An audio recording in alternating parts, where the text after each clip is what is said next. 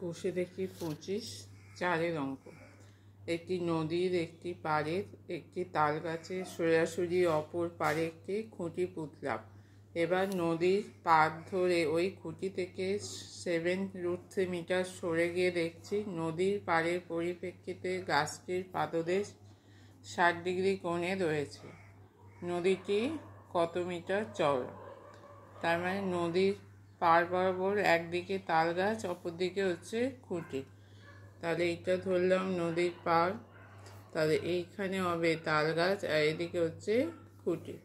এবার খুঁটি থেকে 7√3 মিটার সরে গিয়ে এই বিন্দুতে গাছের পাদদেশের কোণ হচ্ছে 60 ডিগ্রি। নদীর পাড়ের পরিপ্রেক্ষিতে গাছটির পাদদেশ 60 ডিগ্রি কোণ রয়েছে, তার মানে এই কোণটা 60 ডিগ্রি। এবার নদীটি কত মিটার চওড়া, মানে এই দৈর্ঘ্যটা বার করতে হবে। নদীটি চওড়া এইটুকু দৈর্ঘ্য বার করতে হবে।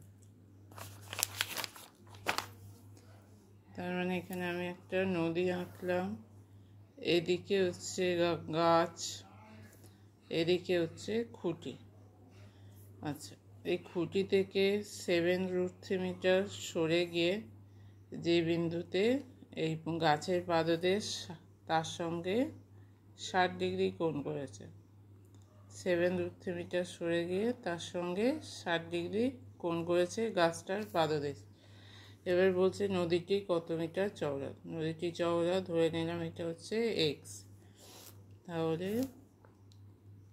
নাম দিই ABC।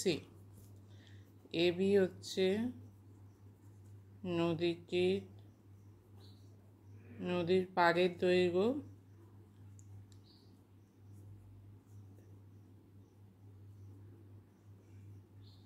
নদীর চওড়া x মিটার,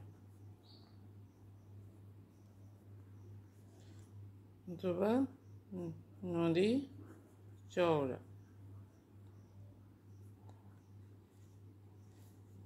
এবি হচ্ছে নদীর পাড়ের দৈর্ঘ্য x মিটার। আচ্ছা, বিসি খুঁটি থেকে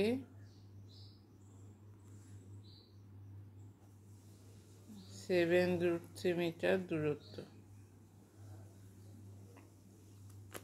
খুঁটি থেকে দূরত্ব বিসির মান হচ্ছে 7√3 মিটার।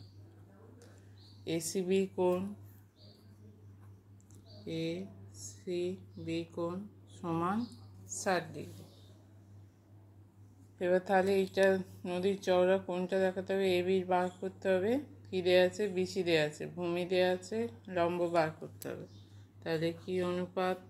tan 60 সমান এবি বাই বিসি।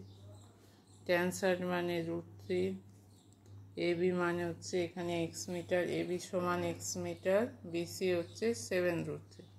তাহলে x বাই 7√3, তাহলে অতএব x সমান 7√3 গুণিতক √3।